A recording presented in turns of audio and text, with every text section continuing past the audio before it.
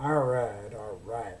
Now, for all of you that may tune in today, and for all of you that hear this live stream today, um, you're more than welcome. Come on in and basically give your opinions.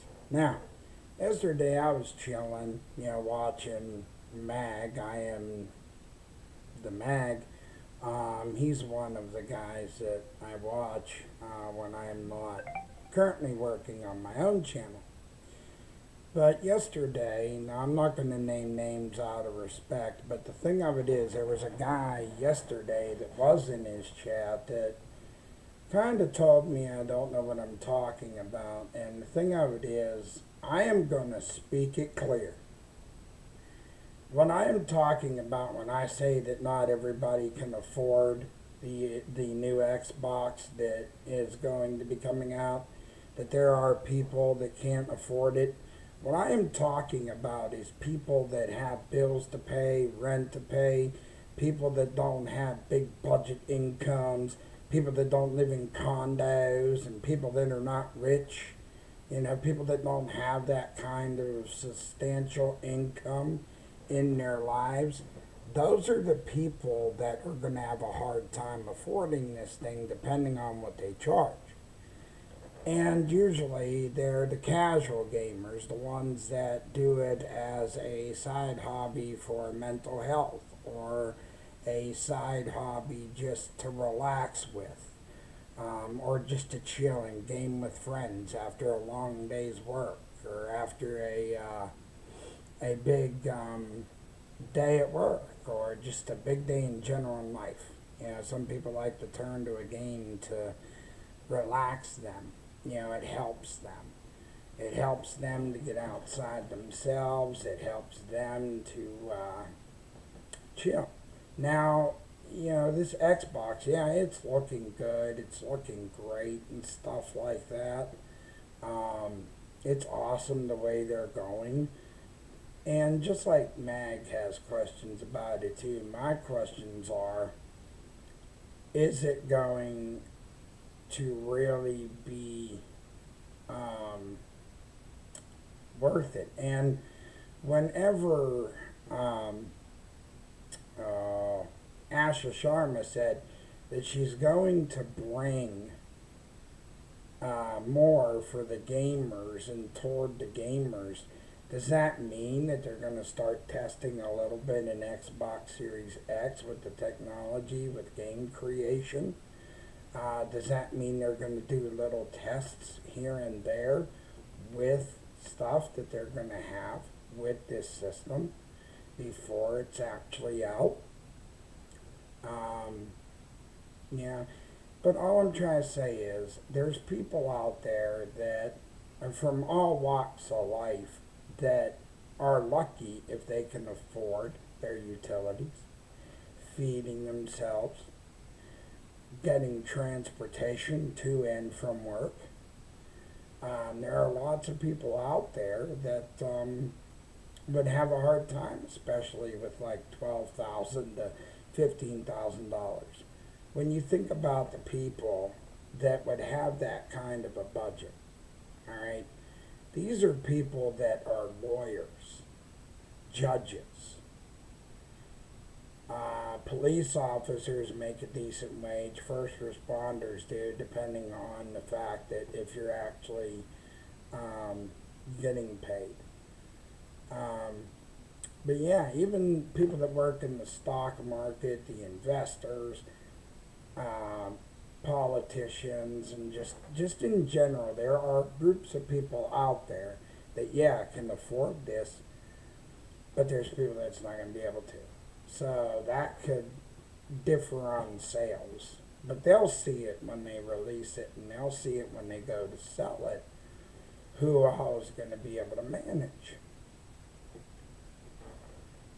I love what AMD has done with the chipset.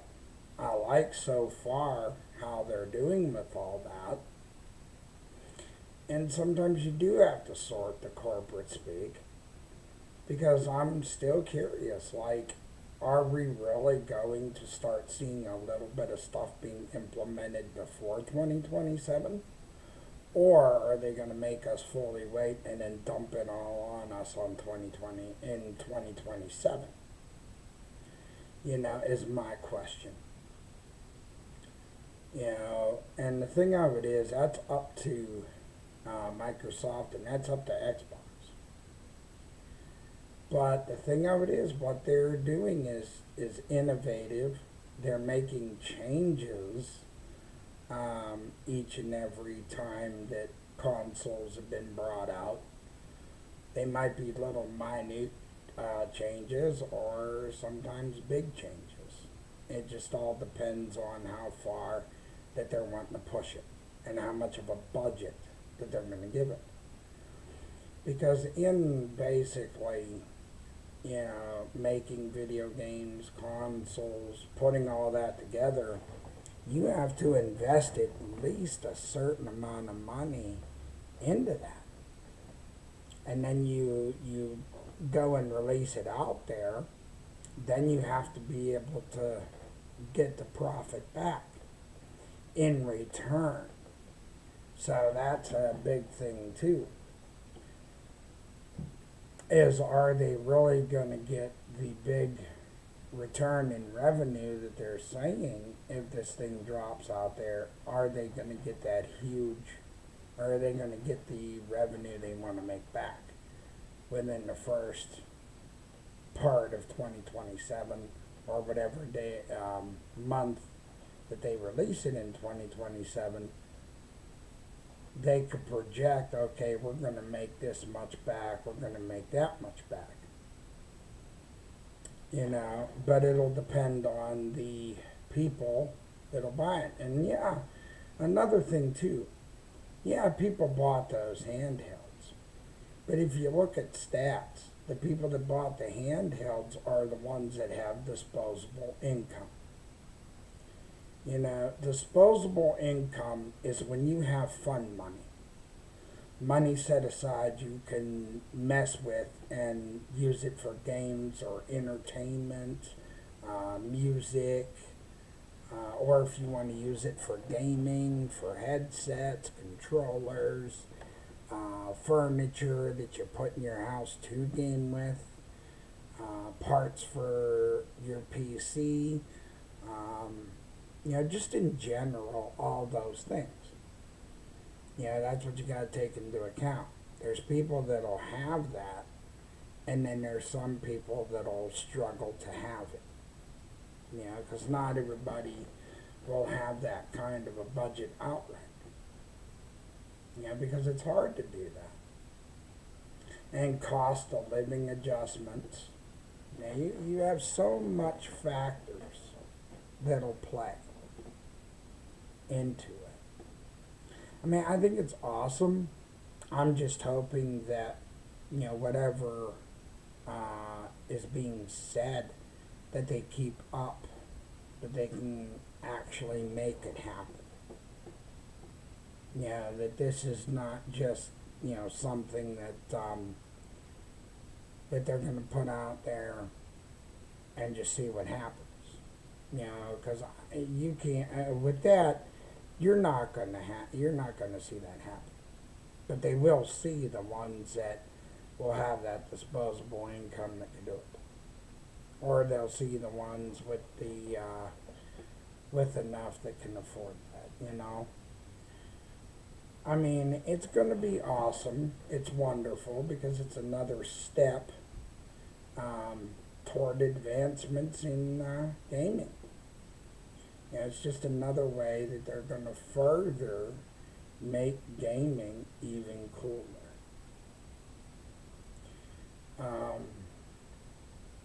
It would be nice to get a little taste and all that beforehand. But again, they'll do what they want to do because, power's in their hands. That's how it is. Sony is also, doing great. You've seen advancements with Sony software and hardware. Um, the reason why, in my opinion, that they won't go to PC is because they see how much they clear every single year. And the thing of it is, they know their gamers, that game over there, they'll keep investing as long as stuff that is made properly. Because let's face it out there, gamers, nobody wants a game that is half baked.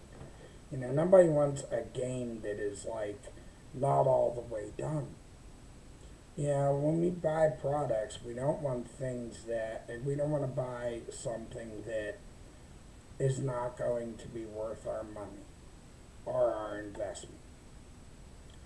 You know, even in products and stores and stuff like that, and phones and stuff. Like, I upgraded my phone. I'm glad I did that, but I did it through my provider, like they always do. After a year or 2 years, they ask you if you want to upgrade. And for a while, I was stubborn about that. But the thing of it is, it's like that. It's like, unless you have it, you ain't gonna be able to afford it. But the way that things have been going, advancements everywhere, Sony, Nintendo, like you see the advancements of where it came from. And I remember how far back when it was just one simple system with one simple game or a few simple games. Same goes for Sony when they first started. Just a couple of simple games, simple system. Even Xbox, the revolution of it. One basic system, and then moved up from a basic system to an Xbox. I think it was 360. And then it was the Xbox One X, I believe. But the thing of it is, you see the growth. And that's what's important. You gotta keep growing as a company. You gotta keep, doing stuff because people are gonna look for that. They're gonna look for that next big thing. And they're gonna expect growth, but they're gonna expect quality along with that. Because quantity is an easy thing for a corporation that basically makes a lot when they create games, but more or less it's the quality. I mean, you're bringing this new technology out there, like AI technology, and you're going to create games with it. So if you're going to bring that out there in 2027, then there should be no issue to make games even better, to improve them, find new ways to really like bring a shock factor to the games now. I mean, there's things they could do now that they couldn't do when I was growing up. I mean, when I was growing up, you had the basic stuff, but now as far as we've come, many consoles later, many games later, and you see all this impressive stuff. AI, Androids, iPhones, iPads, TVs that are high grade that you can do pretty much anything with. Those are the things that, if you look, you could say to yourself, well, if they can make those so great and those turn out so awesome, then, they should be able to do the same with a video game. And they are able to do it, but it's just the time. Because these people that run like Xbox and Microsoft and Sony and Nintendo, a lot of the times it's the demand of getting it out there. It's the time frame that they look at of getting it out. even if there's little tiny flaws or things that might not be buffered because of it. Yeah, even if there's like little tiny things or whatever, they're like, we can go ahead and bring this game out and we'll just patch it later, or we'll give them little patches over time to make the game good. But after a while, how much can you patch a game before that game is going to show even more signs of weakness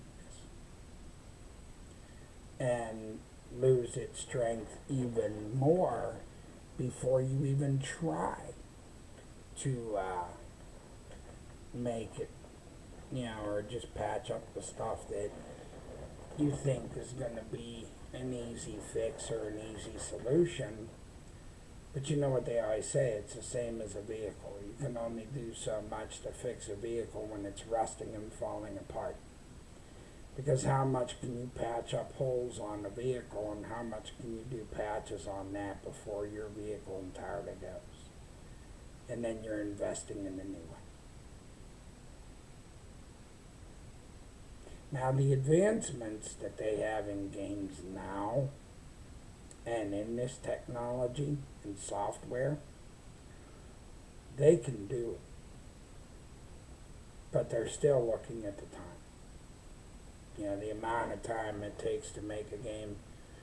Like, these corporate people, they want it fast and quick, and that's the way it's going to be, as long as they're in control, that's all that matters to them, is how quick they can create the product and get games out for us. And then you have good studios that have been open for a long time, and you're seeing a portion of them that only get used for a little bit of projects. But when you think about it yourself as a gamer, and you look at it from one perspective as a gamer, you're like, well, there is much more they can do, but are they going to be willing to? But you tell yourself, that they're not going to push for they're not going to push for much more, because the corporations are like, we don't have to care, we don't have to really do a deadline according to gamers, we got our own personal deadlines. We got our own personal length of time that we could sit and work on each of our games. So we're going to pump it out as we want to pump it out. We're going to bring these games out when we're good and ready. So that's what they look at. And that's why you're seeing AI that is really coming into play. Because the thing of it is, they're trying to do whatever is going to save them the amount of time that they need to make a game, but to make it quicker. Then you'll start losing quality in that way too, because of the quicker pace. You could end up slipping up, and one thing can go wrong with a game or another. And then some games some if not most, that get released and all that have not been patched up, or I should say polished up to the fullest. Games like that are usually the ones that you're hearing about getting patch updates, you're hearing about them getting server updates done to them, and it's like, and these are games as a service game that has to get patched up, and it has to get all kinds of stuff done to it in order for it to become a polished product. And when you do that as a game development company, in a way you cost yourself more time to just go back and patch after it's been released. When basically before you even put that game out on its release date, you had plenty of time to iron out details, plenty of time to look it over.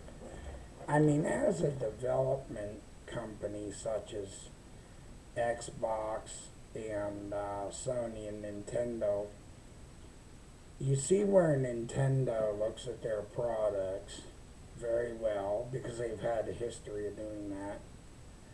I mean, maybe in the past that there might have been a time they might not have. But now in the long run, they have to. And the same with Sony. Now, I have nothing against Sony at all. They got good products. They have good quality stuff. In the gaming sector, they've been doing pretty decent. So, but it's the same.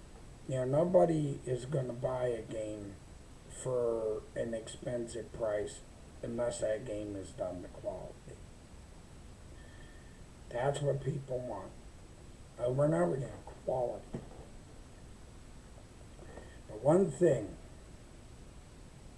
that bugs me the most,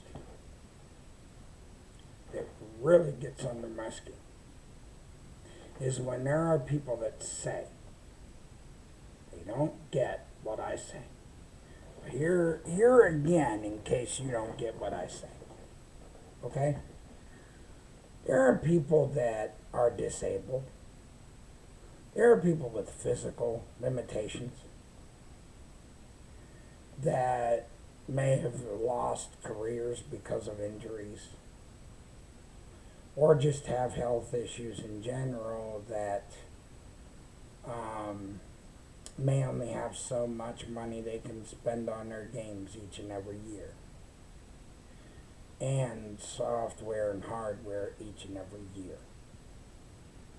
So those are the ones you have to think about when it comes to expensive hardware, when it comes to expensive handhelds, when it comes to expensive accessories, or anything for that matter. Those are the ones you have to consider as casual gamers that will still buy the product but can only afford so much. And then you have the guys like me that have multiple disorders, but basically, besides all that, have a focus on the details, the graphics, the way the games look, the way the games play, how smooth that they are, the mechanics of them. And those are the things you look at, or these are the things I look at as a gamer. Is whenever I fire up my game, is it going to run smooth? Am I going to run into anything at all? Now, truth be told, there's times you can run into things. There's times where you can have your issues with games. There's times where not every game's going to be perfect. And I'm not saying perfect. I'm just saying a game that can run to where a game developer does not always have to invest to make that game always smooth. And you could tell the difference between the games that are made with quality and the games that are not.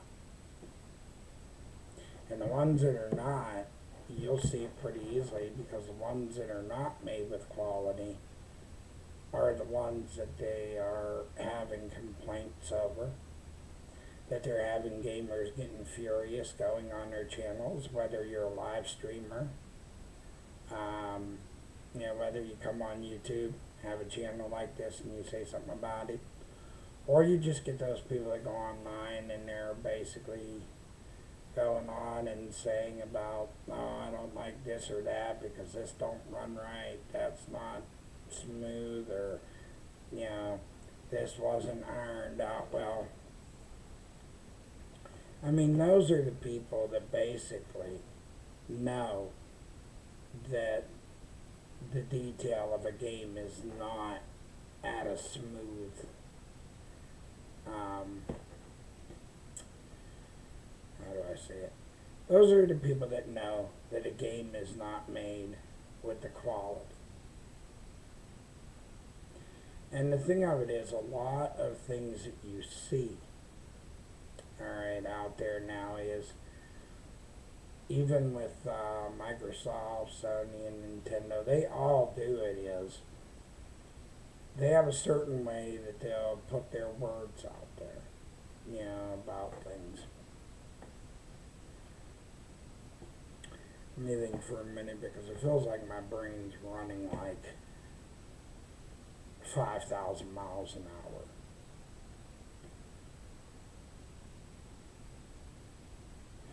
Basically, it's promises that these corporations use in corporate speak that is hard to interpret unless you basically um, know how to read between the lines and really see what the motives are behind what they say. Or if you've been like around corporations and you have that experience, you would know that. Yeah. And these corporations, you could see, at least the big bosses, how much in consideration that they got, for gamers. That it's the people that are in between those corporate bosses that sit at the computers and graphically design these worlds, each and every bit, little details, motion captures, everything that they record when they make a game, all the game footage they record, the characters they create, the stories that they write, every little bit of everything that they do is done by, the devs and all that, that work at these companies. But when these corporate people are getting irritated because there's not a fast enough pace for them when they want to get games out because they're worried about deadlines and investors. And that's the way that these big corporations are. And when you have a time frame to get your game out and you got people that are invested in your product and they're ready for that product, of course you're going to have the investors that are going to get anxious, and you're going to have people that are prepared to see the product by the date that you give them. So the thing of it is, unless your game is ready or your stuff is ready, I don't think you should pre-date it, but I think that you should date it and make sure that it's going to reach that or be right at that deadline.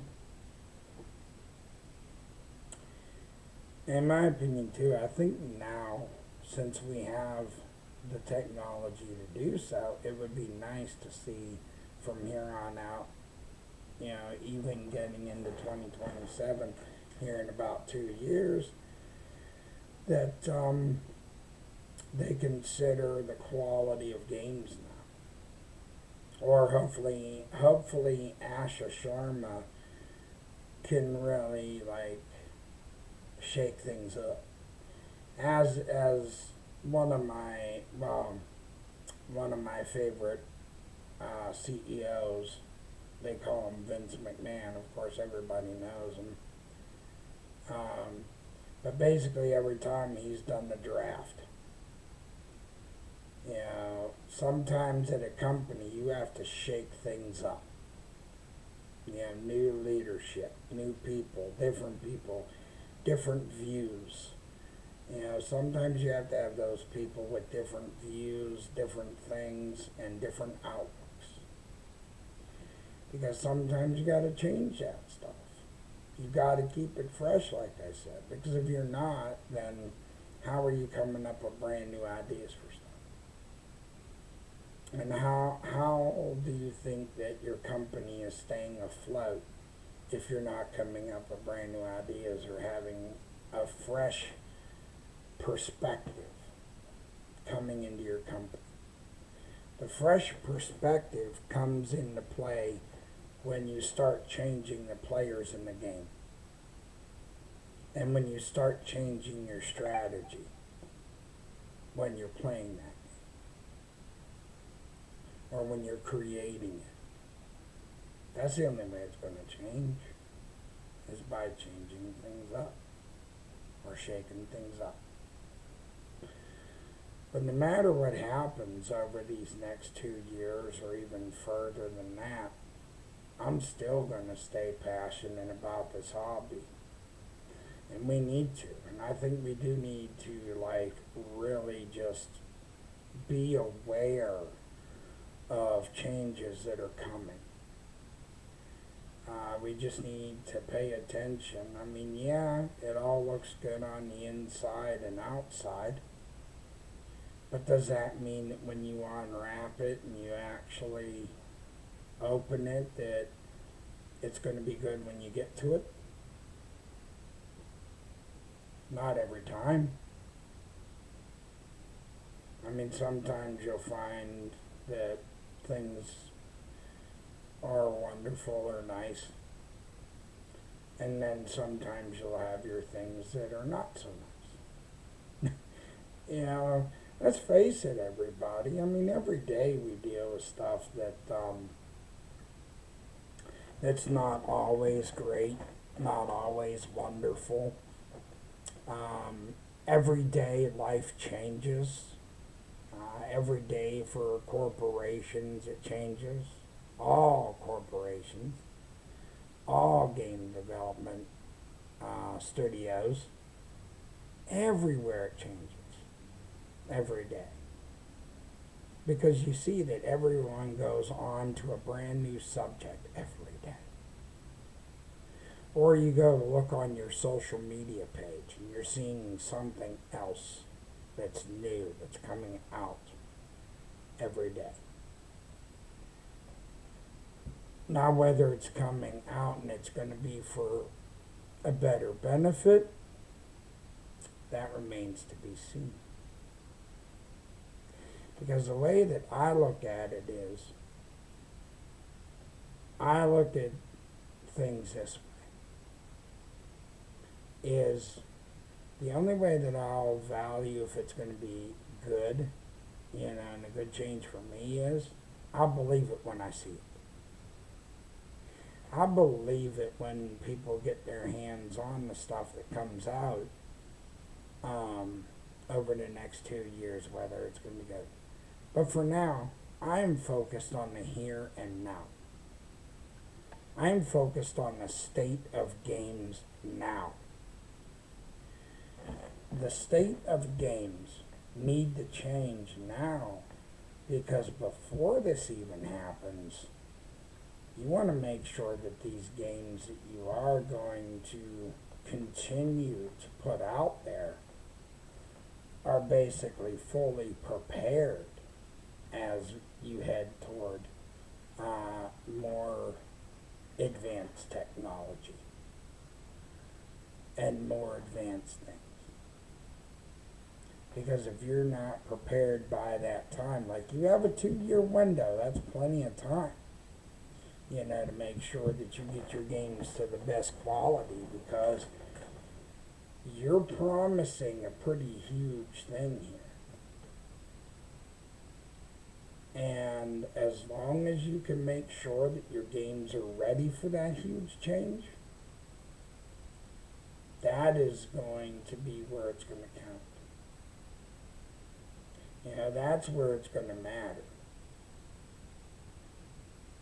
You know, you could get a big library, you could build a console that fits under the TV, just like you did with the Xbox Series X and S.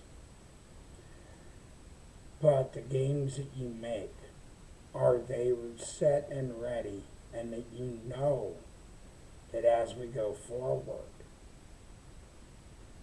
are they prepared for that big hardware change? That's the biggest thing here. Because you know that as changes come, they have to adjust things. You have to adjust it for it to work. And that means graphical detail, your gameplay, everything that you're going to do over the next I should say maybe over the next 2 years, that you're going to have to make advancements in technology as far as these games. Like you're going to have to advance maybe the creation process and just make sure that these games are ready for that. Now, I don't know how well the older titles would work, like the original Xbox titles and back compat.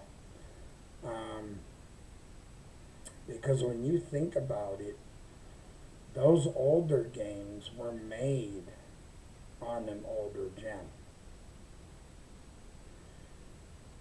So I would say when people go to play those, it's going to be a pretty big test for the technology that they're going to have now. I mean, we got AI in other devices like the iPhones, even our Androids, our TVs. I mean, there ain't a thing out there today that's not powered by AI. And besides him pushing Copilot, hey, check out Copilot, please.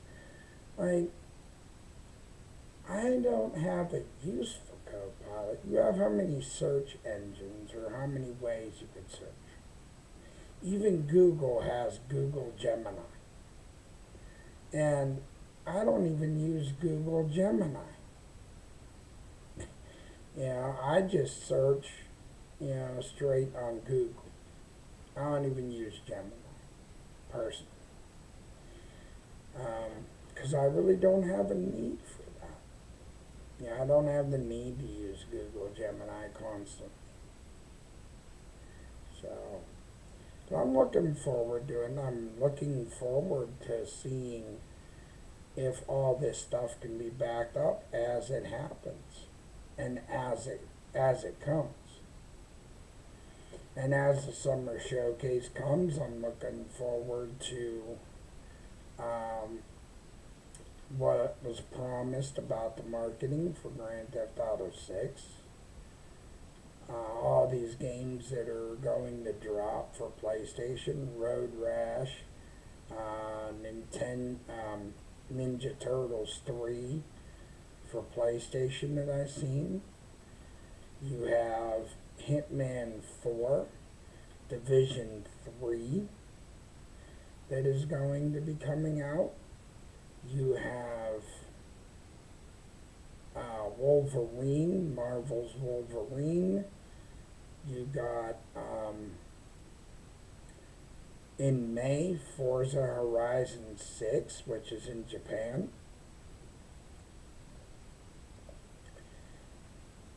And Fable, and many other titles to come that are going to really be something. Added on top of like Hitman 4, Division 3, Road Rash, Ninja Turtles, like all this stuff that you're seeing that's coming. It's awesome. But I think that over the next 2 years is going to be a perfect window for them to make sure that, hey, once we do reach this period in 2027, that let's make sure that all games, no matter what titles they are, we need to make sure that that technology in them is prepared for a big change. And it doesn't matter what type of hardware that you use, whether it's PlayStation 6, PlayStation 5, PlayStation 6 when it comes out, of course, or even the PS5, PS5 Pro that exists, or Xbox Series X and S that's out there now. Even the future technology of Project Helix. Um, as long as they prepare themselves for what's to come. Even over this year too. All these game releases. Now I'll be excited for this year. And still, some projections going into next year. I'm looking forward to that too. I'm looking forward to what they'll do, what they'll plan, and what's coming. Because if there's one thing I've learned as a gamer, you always have plenty to be excited about. Because just when you think there isn't going to be a new thing or a new game dropped or new technology, or I should say new hardware, every day they're always inventing brand new hardware. They're always reinventing, or I should say inventing something new.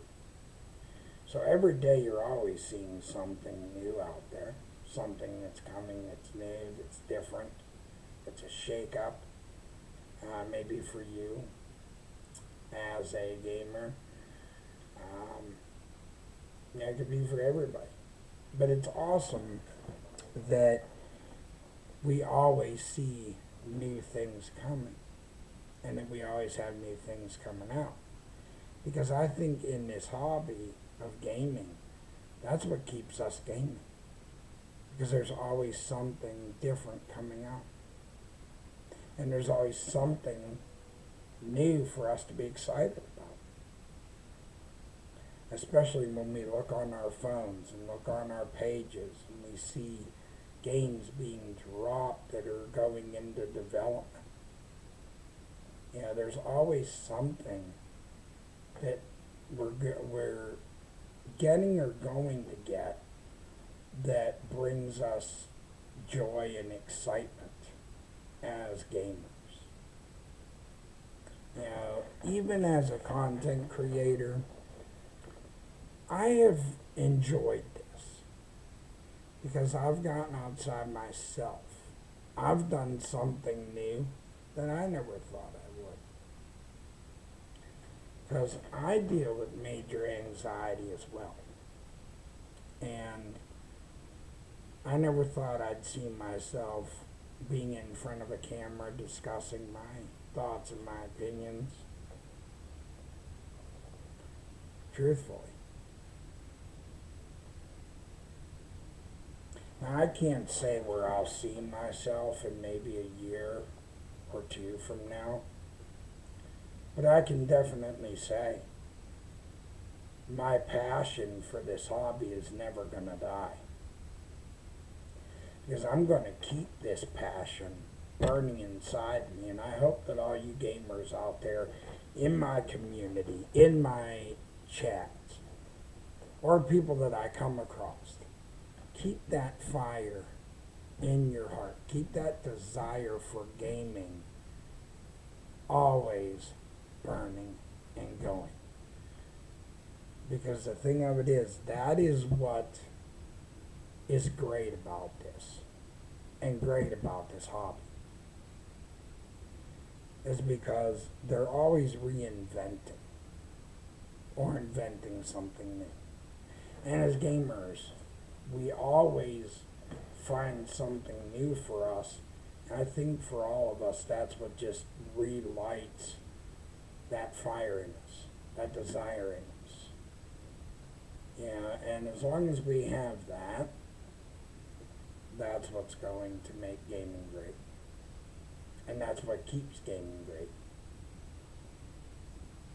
As long as we keep on standing up when we see things that are not quite right in gaming, or whenever we see things in like these industries that we don't agree with, at least we have a platform that we can go on to and discuss or just have opinions about certain things and have conversations over it.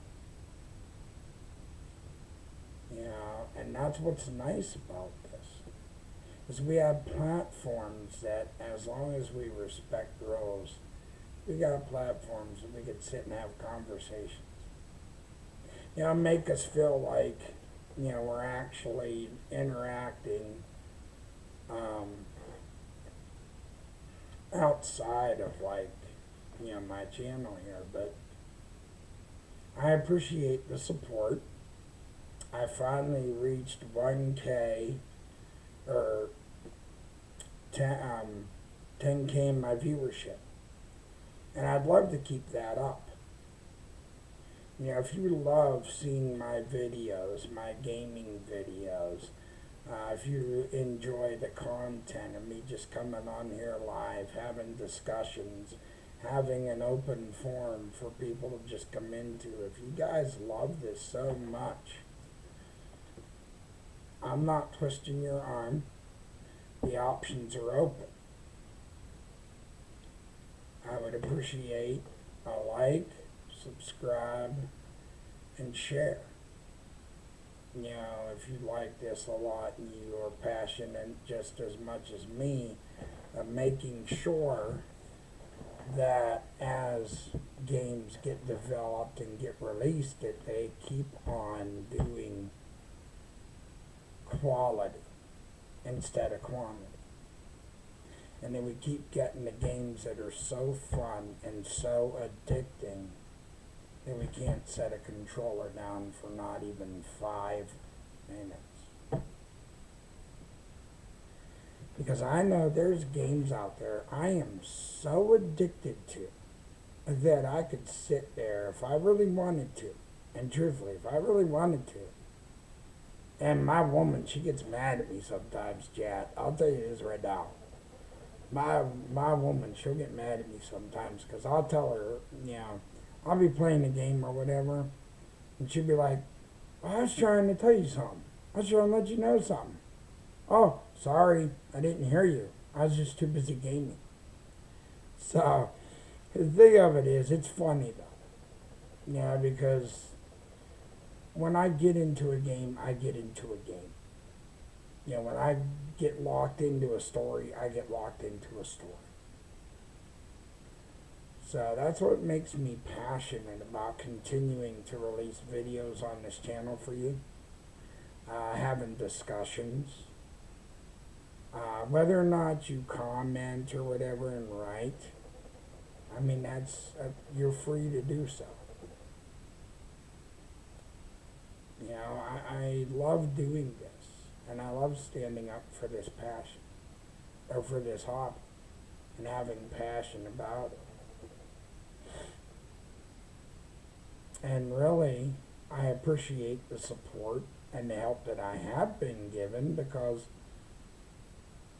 you guys have inspired me to get outside myself and to really keep this channel going every day. Because I have a desire to always get on here and do this channel. Whether it might be shorts at times on my channel, or 30-minute to 50-minute gaming videos of my favorite games, and letting you guys come with me on that journey. You know, all of it is appreciated.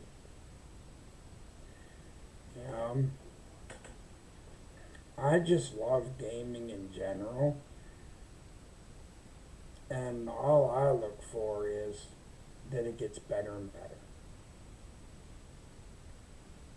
Yeah, because when you grew up, or like me, when you have grown up in a time period where games had like these boxed graphics, and these graphics that the people look like boxes, the cars look like, it's hard to describe. But it didn't look like no 3D animation. You were talking 1 to 2D type of things, and I even played Grand Theft Auto San Andreas too a lot when I was growing up. And I even played GTA 4 the very first day it released. And I can remember getting into that and how much fun I had. And how much excitement that I had playing that. Because the story was awesome. There were things within the game I got frustrated or upset about or furious about, but truthfully, it wasn't so bad. Once I figured out the controls, figured out how to run the missions, then it wasn't so bad. And sometimes I bounce from game to game, so sometimes I might not know the controls for one game, but the way that my brain works and ticks, honestly, that all it takes is a little bit of just studying things and looking at things, and then I'll learn it. So I think that's what makes me such a top gamer, is the fact that the way I could zero in, look at things, read things, study it, and it doesn't take me much to pick up the controls once I've studied them enough. I've been a console gamer for over 35 years. I've stuck with consoles my whole life. I've tried PC gaming, but I've had to stay with a controller because, that's where it's at for me, is a controller. So, but I really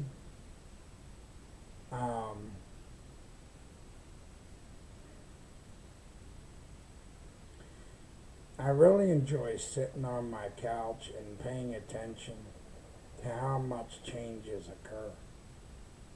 Whether it's new software or just new stuff coming out. Or even sometimes if I'm sitting there and I'm looking on my page and I see games that I might not have seen for a few years. And then I hear that they're getting remastered or remade or something like that, something along that nature. It excites me. Like, you should have seen my face when I saw that they were making Hitman 4. I was sitting there on my couch, looked on my Facebook, and I was like, no way. Like, totally the reaction of no way. And I looked, and they're like, yep, Hitman 4, Agent 47 isn't done yet. And I was like, yes. Because I thought at the end of Hitman 3, that was it. I thought that was done. I thought that was it. They're done. They're not making another one. But when I seen that they're making a 4th part, I was like, yeah. I was really psyched about it. Now I'm looking forward to that coming out. And then Division 3 being in full swing. Now it makes me wonder of how they're going to carry on the story from Agent Kelso, Agent Aaron Keener, Manny Ortega, just the way that how they're going to carry that story forward. Now, not everybody's a fan of Ubisoft, and that I can understand. Everybody's got their opinions on that. But to be honest here, I'll be truthful with you, is one year my son was down on the couch. He wasn't feeling good. You know how the flu goes around. And the way that I picked up that game was, I seen this game, I looked at it, looked at the detail, looked at the graphics, and studied it, and I'm like, And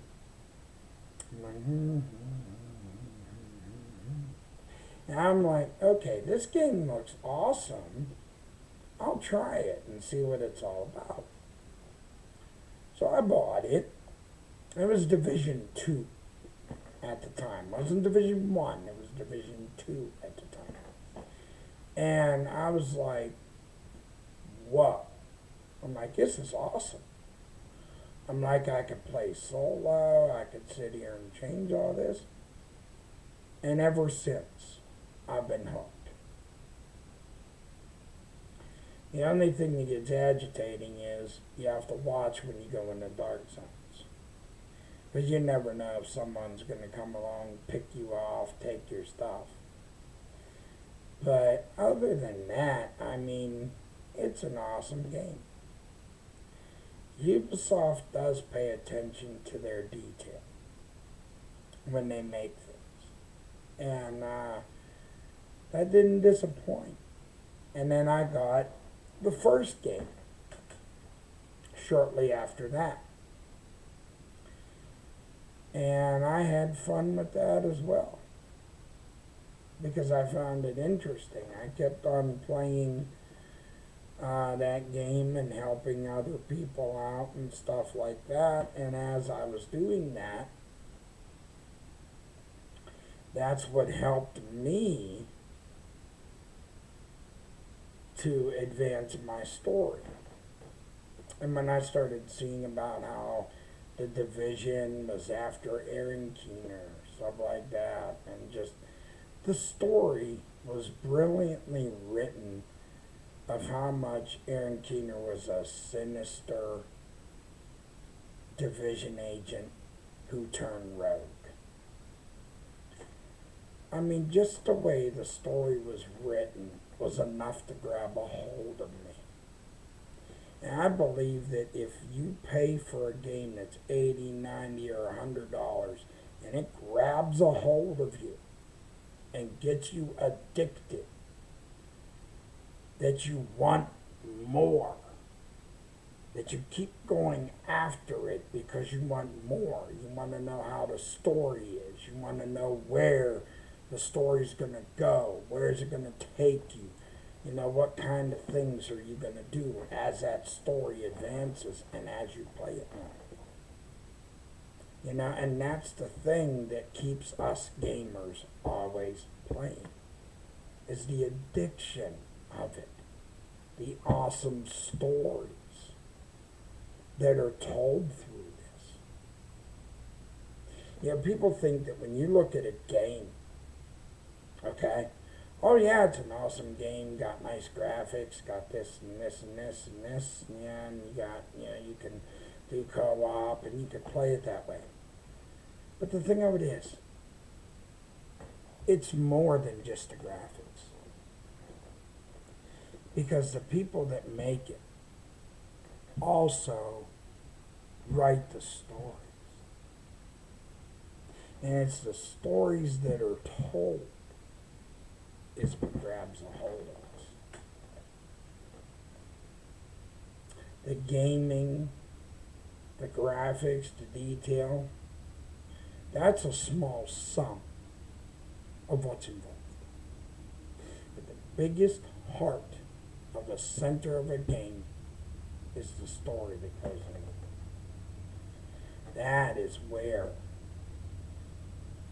you get your addiction.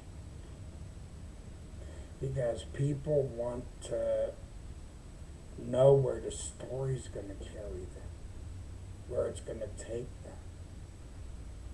Because when you go into a video game that is story-based and you start playing it, you're taking a travel through that story. So each time that you play a game, you're opening up a new sector of that story. Little by little, what you accomplish, your achievements, and everything that you succeed at, you're opening the story up. And that's what Rockstar does so well, is when they make their stories for Grand Theft Auto and how you play, and the more you play and the more you advance in the single player, the more the story opens up, because the sectors of the map are basically the portions of the story. And the more you go through it, that's just more and more of the story. It doesn't matter what games you're playing, whether they're sports, whether it's fantasy RPG, horror games, all genres out there, as well as say just all genres. There's always a story. Now the sports games, they don't have a story on them, because sports games are just that. They're sports games. But you get to play with your favorite basketball players and your favorite players that you're a fan of. But the fantasy RPGs, the games like Final Fantasy, Resident Evil 9, Resident Evil 8 and 7, games that are like Gods of War 2018, Ragnarok, Fallout 76. There's just so many, that you can name out there and that you can say, and that are story based. And then when they say they're not going to do the story anymore, you get that sad emoji face, because you're like, really? I was hoping they continue the story. It sucks. But honestly, truthfully, it does. Because then you're saying to yourself, okay, well, so much for that game, because there goes the addiction. But games like Call of Duty, games like Battlefield 6, and games like that, you could keep playing them because of the multiplayer component. And I think that's why people lean a lot into the multiplayers, because they know that they can play with other players, so it keeps them addicted. Now, they did a great job at Resident Evil 9. I love the way they marketed that. And I really think that they should take a lesson from Capcom about the marketing.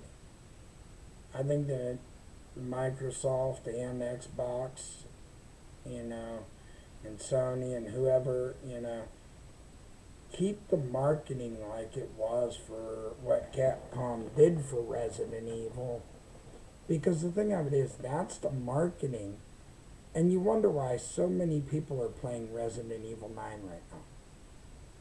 People are playing that because it was out there long enough. You marketed it long enough to get people to be excited for it.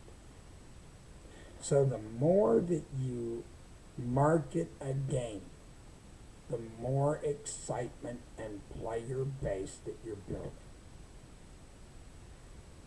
And that goes for every game that you have that's going to hit the market, and every game that you have that is in creation process. As long as that marketing is keeping on moving and it's being seen, you're going to have people being excited for it and ready to go and ready to purchase it. Because you're going to make those people want that. It's the same as when you sit on your couch and you see an advertisement for Burger King, Wendy's, or McDonald's, or Dairy Queen, and you keep on seeing the advertisement. Oh, we got new Sundays, we got this, we got that, we got new burgers, new fries, or just new products. But they market them so much that it gets on a person's nerves. But at the end, what happens? Those people go buy it. You go buy it because it's advertised so much that you want to put your money on it. And if only that type of marketing for restaurants would be used for a lot more of these games, sales would go up.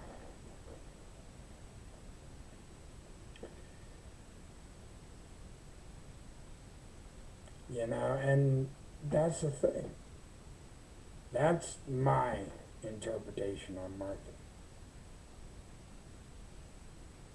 If you advertise a quality product that looks real good, is designed well, and the marketing is really good, you're going to sell a lot of copies of that product.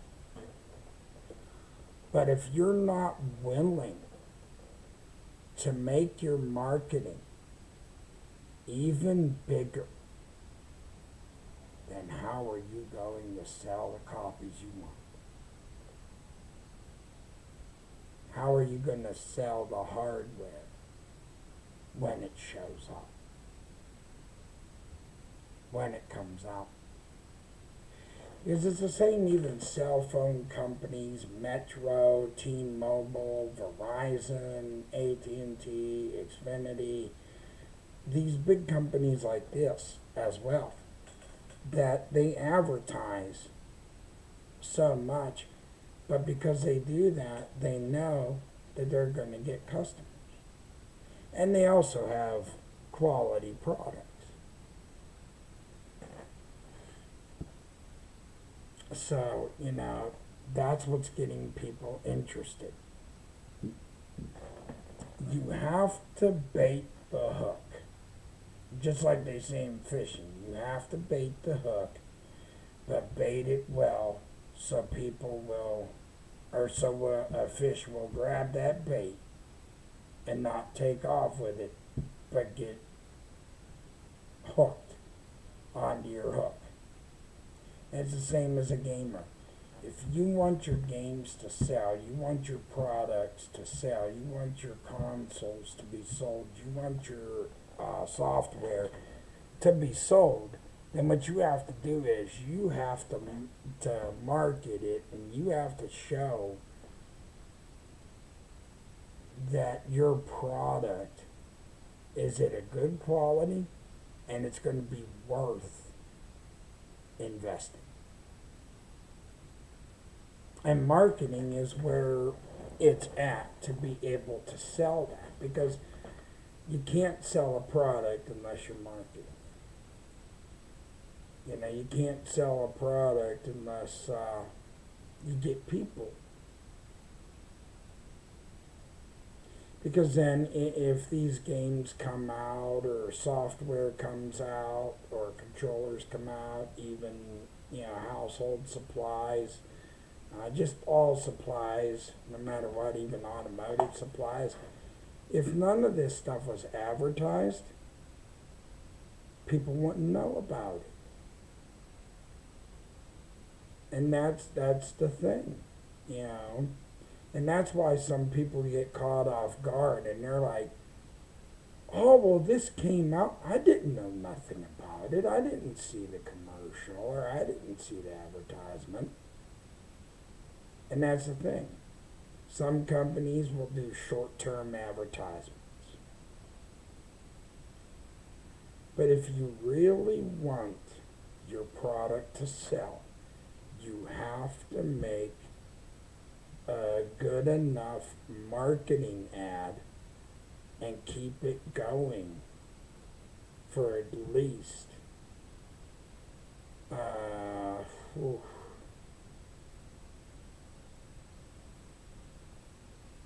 I'd say at least a month, maybe a month at best. Or if it's not a month, maybe at least whatever the release date is for it, maybe give it about 2 weeks. 2 weeks worth of advertisement time. You just need enough that people are going to grab it, that people are going to buy it, that you're going to see your sales go up. That's where you're going to get people. So, but if you're not doing that and you're not putting it out there enough, people are just going to be like, whoa, I didn't hear about this. I didn't know that this was getting marketed. I didn't know this was getting sold. Did you know about it? Like, that's the thing. These advertisements, some of them are so short. And then people don't even know about the new product unless they go search for it on the internet. But it's like the restaurant commercials get advertised a lot. You see Xfinity getting advertised, T-Mobile, Verizon, Metro, and like all these restaurants. And the reason why they get so busy is because they know how to keep a good marketing budget and they know how to keep a good marketing schedule to grab enough people to what they want the people to be interested in. They basically know how to get customers hook, line, and sinker. And all that. So that's why a lot of these restaurants are flourishing and these businesses are still going, is because they're getting a customer base that's investing in their product. And if only that some of these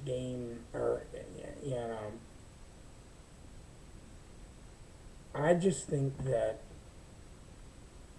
the marketing needs to improve, and the quality of that product just needs to improve more. And the more that improves, and the more the marketing, Xbox, even also too, when I was younger growing up, you used to see Xbox advertised a lot. You used to see Sony advertised. They would have advertisements pretty much everywhere. They would market their stuff, and they weren't afraid to have a decent sized budget for marketing. And same goes for Nintendo. Like, I can remember when I was a teenager or a young boy, about 8, 9 years old, that I can remember always watching the marketing for whether it was Xbox, Nintendo, or Sony. And I can remember how much that they would advertise, even when a new game dropped, of how much they would advertise that game to get people to buy it. And how much that you would have marketing be to a point where you'd have all these companies competing against each other.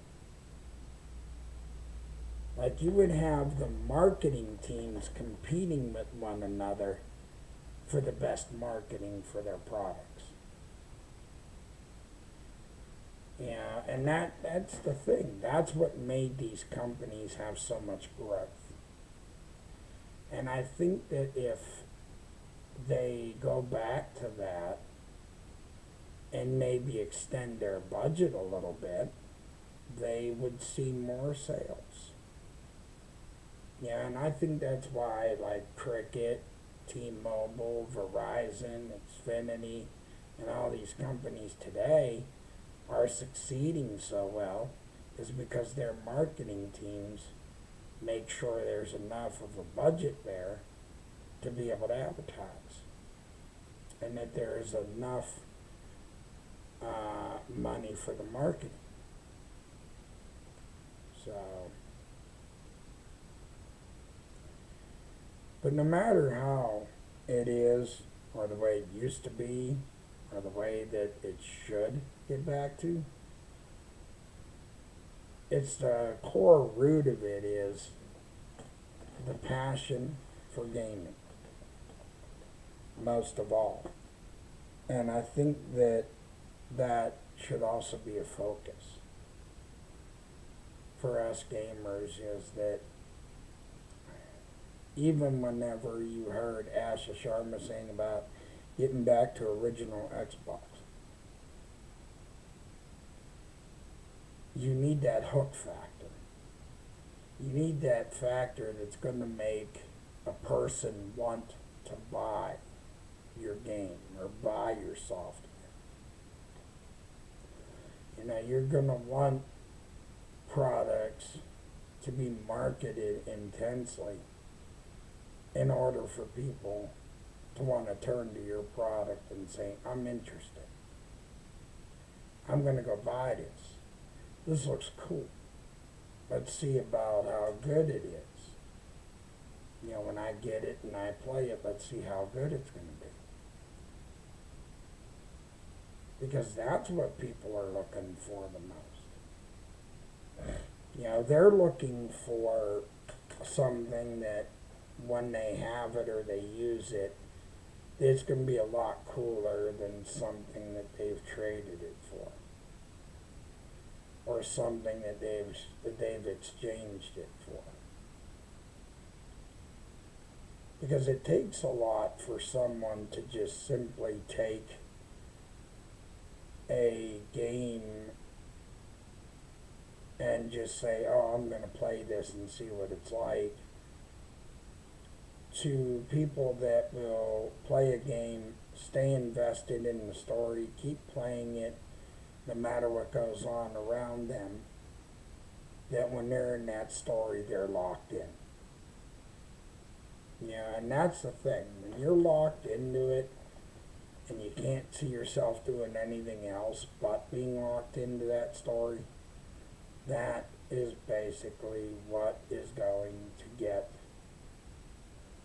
the excitement back of all, and I'm not speaking for all original Xbox gamers, but personally for me, that's what'll get me even more excited. You know, is when they actually consider the amount of marketing that it'll take.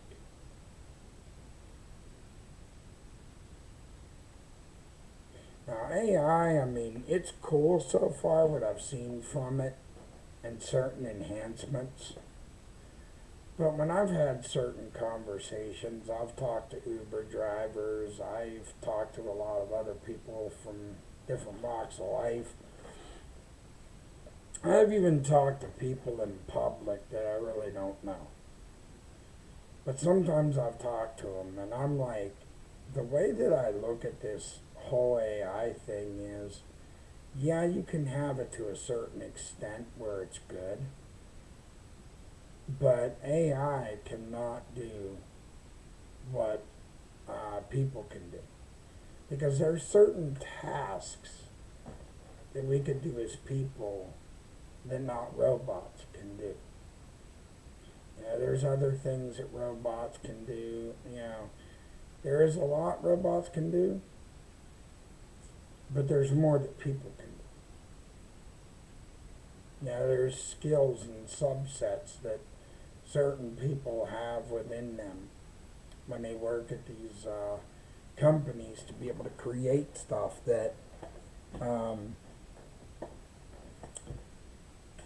a person knows how to look at something in a different light and have a different eye for it, when artificial intelligence is basically going to create it, they're programmed to do whatever is in their programming. So that's the thing. You know, us as people, We take the time that when we work on something, we work on it, but we make sure every step that we take that we're putting the best detail, the best things into it. And when we're doing stuff, we're not just rushing through, we're not hurrying up for a deadline, we're not, going crazy about it, but we're doing something that artificial intelligence isn't. And every little bit that when you look at something as you're making it, you're making sure that it's going to turn out as the best polished product. That by the time you're finished, it's going to be a project that, man, I can't believe I did this. I'm proud of myself. I've accomplished this. Now I could see people probably having the same desire as me, or having the same view that this looks awesome. And that's the thing. Yeah. I mean, yeah, technology helps us in this world when we want to pay bills quick, or when we want to look up things on the internet quickly. It helps us out when we want to listen to music or research for school or fill out applications for jobs. I mean, yeah, all this technology is great for those things. But when it all comes down to it, it's not the same as a person looks at it. So, and sometimes I'll sit here on my couch at times and I'll say to myself, I'm like, when I see some of this stuff out there, I'm like, the way that stuff gets overlooked so many times, it's just sad when something gets overlooked. When we tend to overlook things, it's really something.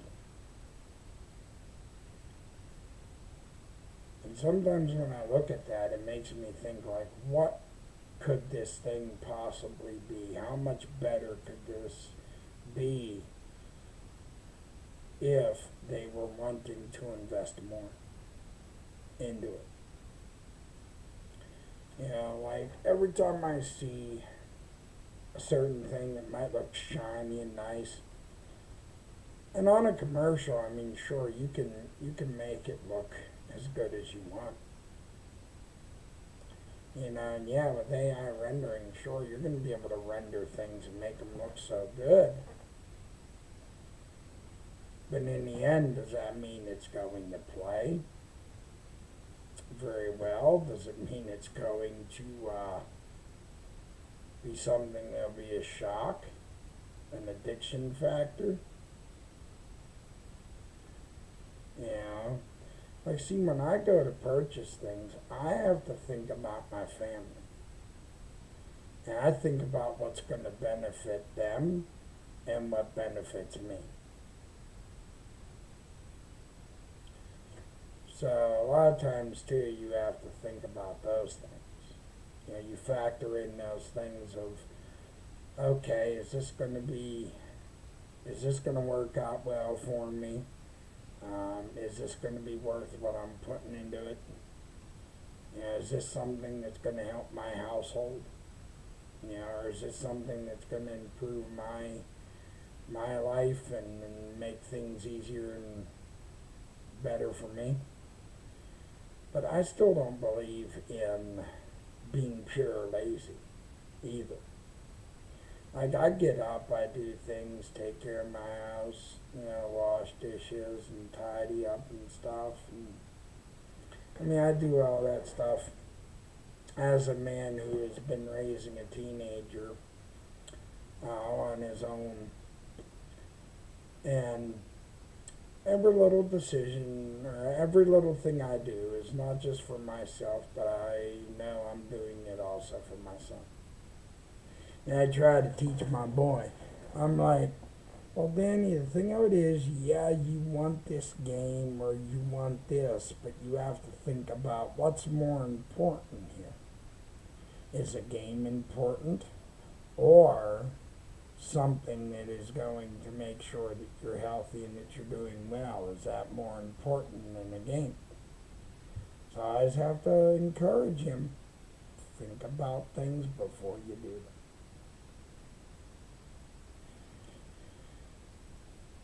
So, but the thing of it is, it's like this desire to continue this channel and continue to keep it going. I want to, and I will. But with your help, I can, I'll make it better. One of these days, slowly, of course, because I have to slowly build things up. Eventually, I'd like to get a better cam whenever I can afford to do that. I'll start to do little things as I can gradually do them. But most of all, thank you for always giving me opportunities and chances to come on here and just share my thoughts and my opinions with you. I mean, I'm not this person that's very knowledgeable, but I am this person that basically has been around long enough to see the way that the difference between good marketing and bad, and the difference between something that's quality and something that isn't. For as much as I've been a gamer, for as many years as I've been at it, that that's what I consider quality and advertising. As long as you're going to advertise a product that is worth it, people will bite, people will buy it. But if you're not going to end up having a product that's shined up real nice and looks good, and it runs well, you ain't going to get a buyer. You ain't going to get people buying it. And especially not for an $80 to a $90 or even $100 price tag. You have to make sure that when you are going to do that, that you're giving these people the best product possible. So,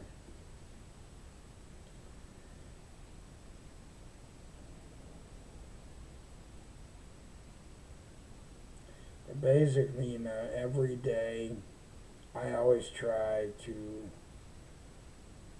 do things to better things for myself, to make things better for whatever decisions I make.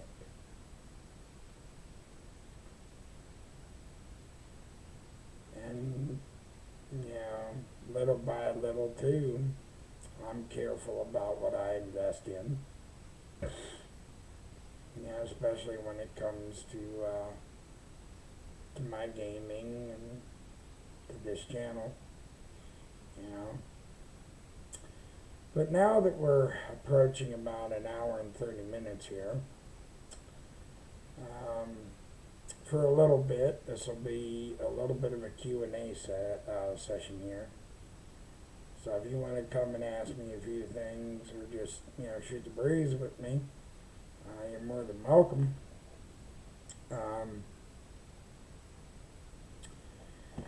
I always enjoy being able to talk with people and all that from from different walks of life that might have different opinions from mine. That might not see things the way I see them. But I'm not here to agree or disagree about it. I'm not here to go back and forth over it. I'm just here to have a conversation. You know, I'm just here to chat and answer things the best I can. Or just sharing, you know, I like about my games or what my favorite games are.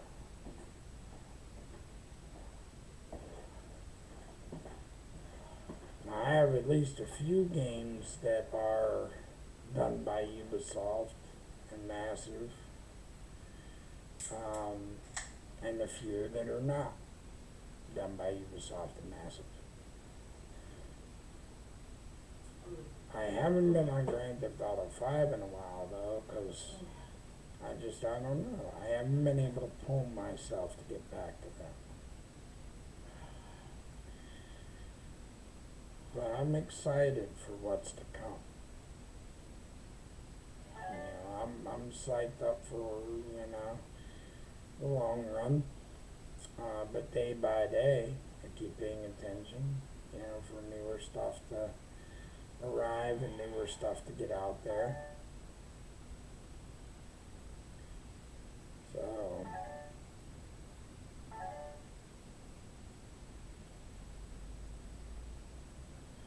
but I really do hope that, you know, this stuff works out, that this new CEO, hopefully that she will be for us gamers, and everything she's been saying, hopefully that it improves and makes better change for us gamers. You know, hopefully it makes things get to a point where we start seeing better quality in our games, and better quality in all over things. Even, you know, that hopefully she can improve the marketing, you know, and make the marketing better than it is right now. So, because there's going to be a lot of things that they're going to have to do, you know, to really bring the original Xbox gaming back to where it used to be. And I know advertising was one of the biggest things that they had at one point that was good until that went away for some odd reason. And they market, but it's short term. So hopefully they can figure all that out. Hopefully, you know, for improvement for it all.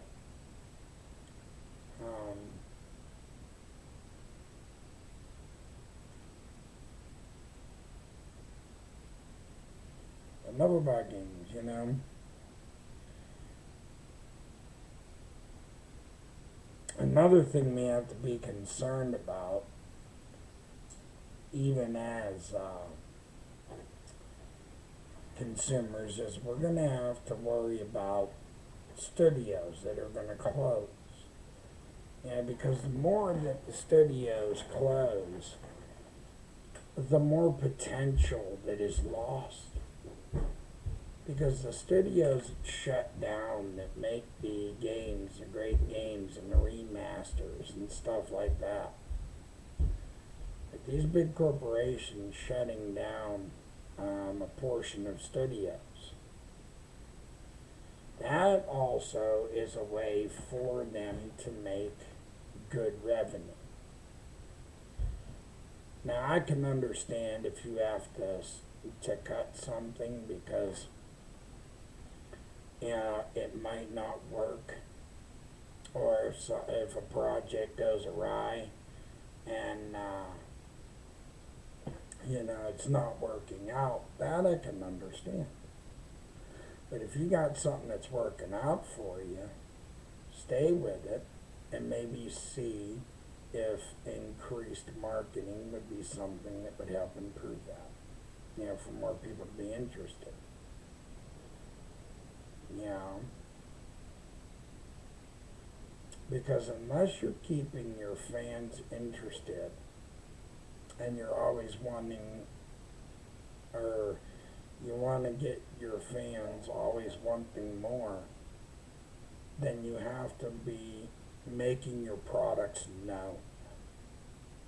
Letting them know that whenever something new drops in the gaming world, that it is advertised enough so that way it's known to gamers. Instead of somebody just saying, oh, well, did you hear about this? Or did you hear about that? And this game dropped like less than a week ago. And then you say to the person that asks you that, no, I didn't know about that. And the reason why people don't know about that is because of short-term marketing. Now the thing of it is that people would market their stuff more, or if these companies would market more, you would see an increase in sales. Because they wonder why, like they'll put stuff out there and they'll wonder why it's not selling.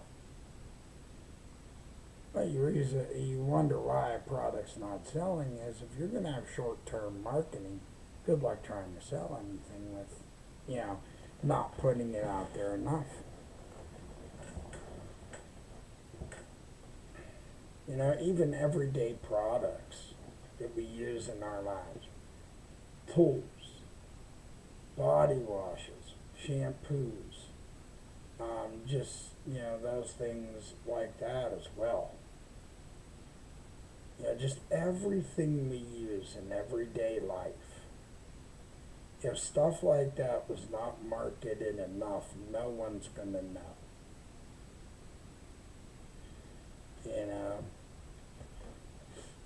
So hopefully that gets better along with quality in games and products. So that's what I'm looking for the most, for the changes to be implemented. Not only that, in general, I don't think that we should just go around bashing and trying to bring down, because these people that also work at these companies, they have to work under the bosses. So you have to understand that is at the end of your time of your day, that you have to understand that the big bosses have the final say-so. They're the ones that sign off on everything. They're the ones that will sign off on the paychecks for their employees. So at the end of the day, they're going to have that final call. I mean, these people can polish these games. They can get them to a wonderful state. But unless their big boss signs off and says, okay, this is great, put it out there, it's all up to bosses above them. So that's where it should be directed at. Don't direct it toward the people that sit at the computers and make the stuff, but aim it toward these big bosses to wake them up. Make them realize that, hey, you want a better, how things are. You don't want to hear complaints. Well, then you need to get better marketing and make sure that your quality is top. Because you can't compete in an ever-changing world unless you change how you're going to do things. Because everything changes, like I've said it a few times now. Everything changes every day. There's always something brand new. And there's always going to be a brand new company, a brand new corporation, a brand new thing getting started that's going to show up. And depending on how that company's ran, depending on the people in charge, depending on how much of a marketing budget that they're going to have for their products, that is going to show them whether or not they're going to be able to swim or if they're going to sink. Because that's why companies disappear. That's why you see companies like Wendy's, a portion of them shutting down. A portion of Burger Kings around the world shutting down. You know why? A loss in profits. Loss in customers. Because they're not keeping enough customers to their product. Same goes for, like, around here, King's Family Restaurant. It was up for the longest time and then they closed. After years and years. And then they shut down. Why? Because it was too much for them to stay in business. Because they could not draw the crowds. You had Wendy's up there, Home Depot, there was a Dick's Sporting Goods. You know, all those places you had up around there were basically having better customer, a better customer base, and King's being an older restaurant, aka older relic, they had to go. So that's what happens in this world, because you're either going to swim or you're going to sink. You know, your business is going to go down if you're not having a huge customer base. And the way that these big time companies that are out there now, the only reason why they are staying alive is because they know what it takes to bring those customers in. So you have to change with the times. That's how you're going to always get better and better. You have to be willing to do whatever is necessary in order to have growth. And sometimes it's decisions you have to make for your company that you might not want to make. You might not think that maybe some of your decisions might not be beneficial. But when you see these big top companies making billions, and I mean billions of dollars out there, and they're still alive today and still making money. They're making money because they changed with the times. They didn't stay in one place, and every time something changed around them, they also changed so they could stay along with the times to keep their business alive. Because if you don't, you're going to get eaten. Yeah, it's like a shark going after something small. You know, the shark is always going to get rid of something small. But you'll get eaten up.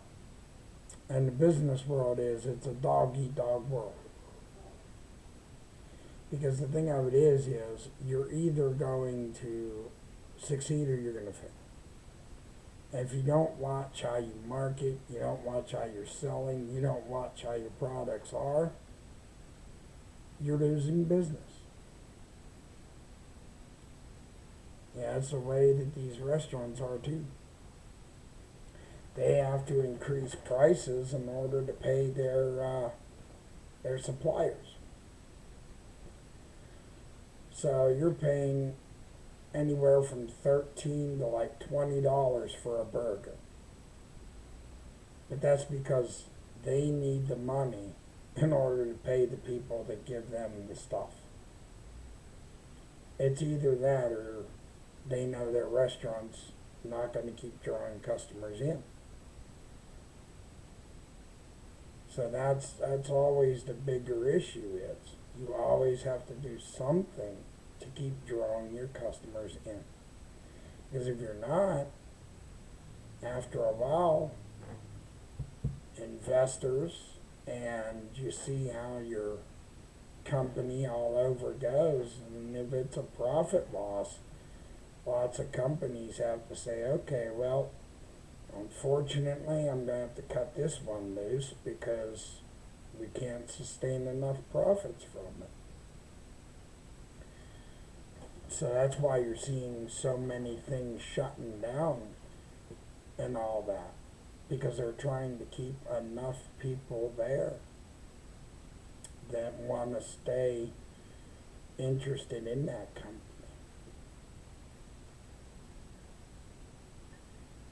So that's all these companies are basically out there now, and that have a strong beat and a strong customer rhythm is because they're always finding new ways and making new products that will attract you to their company to get it.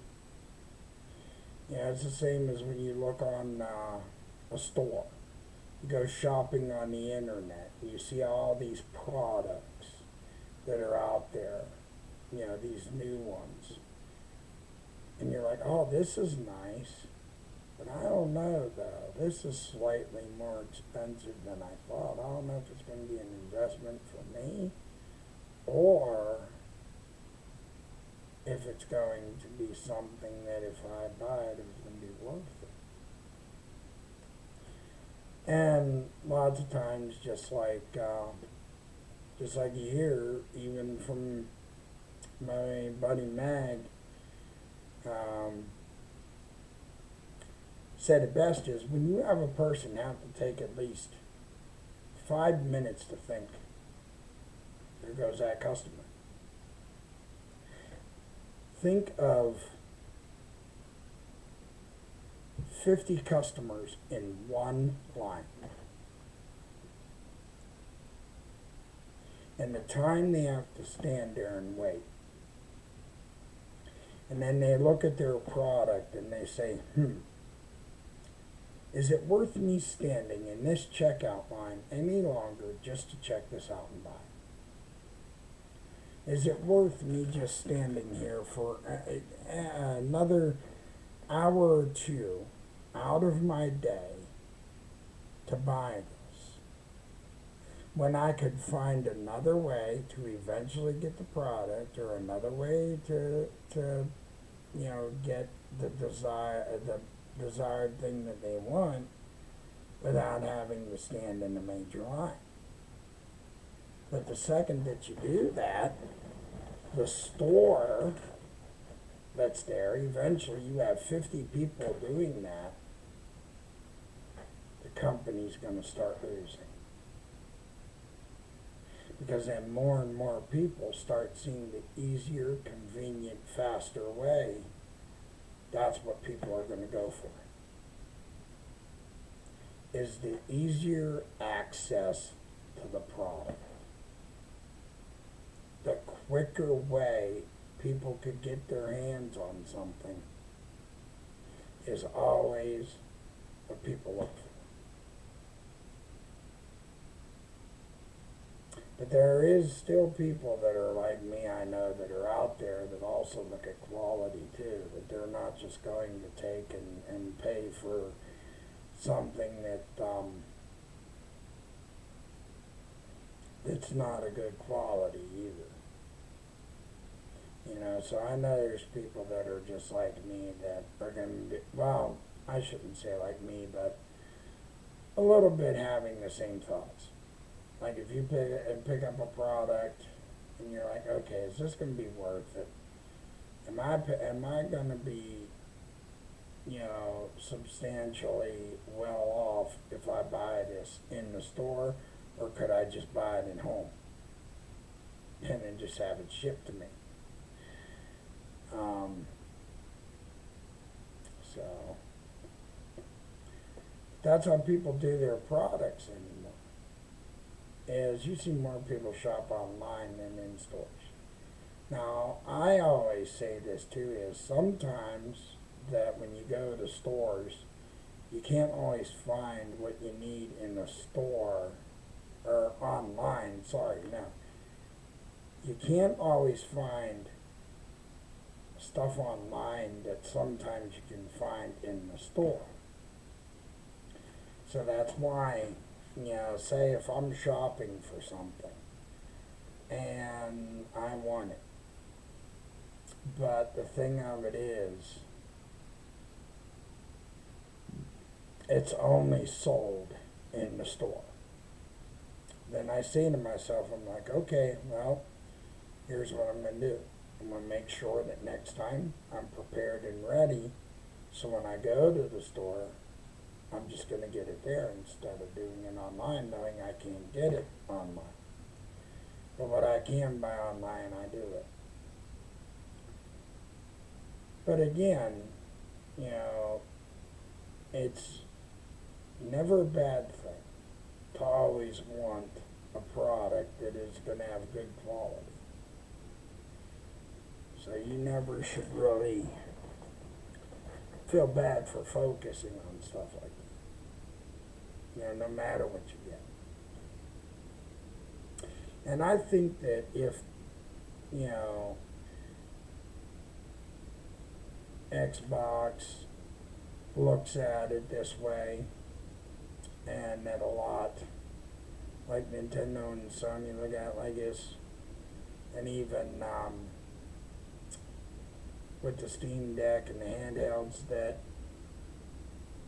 if you look at the way the marketing is and the length of time, if you look at that stuff right there, the length of time, the time that you market the product, and the quality of the product, I think those are the two biggest factors that you have to look at.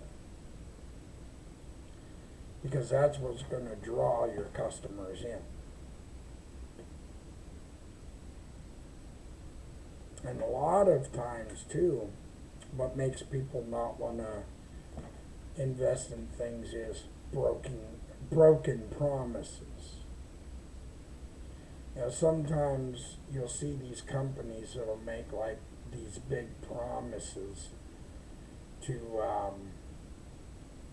have the best quality product, but then when you end up seeing it, because a lot of people read reviews too, and some people go by reviews, and if the reviews are not high enough, people go based off of that as well. But the thing of it is, you want to draw people to your product, you need to make sure that the two main things, that you're advertising it long enough and it is quality. That's why there's stores that are surviving, and why restaurants that are out there surviving, even automotive places, places that sell homes for people, houses. I think that's why a lot of stuff now today is having success. It's because they're not afraid to step outside of the box. You stay in the box, what are you succeeding if you're staying in the box? Nothing. But if you start thinking outside the box, you start stepping out a little bit, maybe increase a budget a little bit more for the marketing end of stuff, and you start getting a little bit more brave about it, start showing people that you can bring quality stuff, that's where you're going to get people. you'll be flooded with business. And then we probably wouldn't have as much stores being out of business. We wouldn't have as many malls probably going out of business. You would see more stores within malls, more stores around, more businesses around. And a lot of the businesses that are flourishing, a lot of them are selling high-end expensive products. But they know how to market it to really get a person to buy it. But people, like I said again, even at the beginning of this channel, that there's going to be people that won't be able to afford high-end things. But, people still get the products, that they want to get. Because they always look for sales, find the right times to shop, and the right times to go after it. But most of the products that you see being sold are the products that are marketed the most, and not the least. And that's why we have like hundreds, if not maybe, well, I'd say hundreds of games, if not more, that don't even get sold. And that's because after a small amount of time of marketing it, it wasn't maybe marketed enough for a person to want to grab a hold of it. It might not have been out there long enough for a person to decide if they wanted it. If you're not willing to be brave enough to keep your product out there long enough, you're not going to get the customers you want for that product. You're not going to get people to open up their wallets for a product that is advertised for a short time and the person doesn't have that time to decide whether or not it's good for them. Because, everybody that leads busy lives, all of us that have like other things we're doing in our lives, we look at something and we think, okay, is this going to be worth the investment? Am I going to get good use out of this? Or is it something that's just going to be laying around my house? See, that's another way I shop. Is I shop based off of, if I'm going to get this product, am I going to use it enough? Or is it just going to sit? So, if you're getting something, you also consider that factor. Is it going to be something that you're going to use enough? Or that you're going to use every time? Something that just won't be laying there, and collecting dust. So,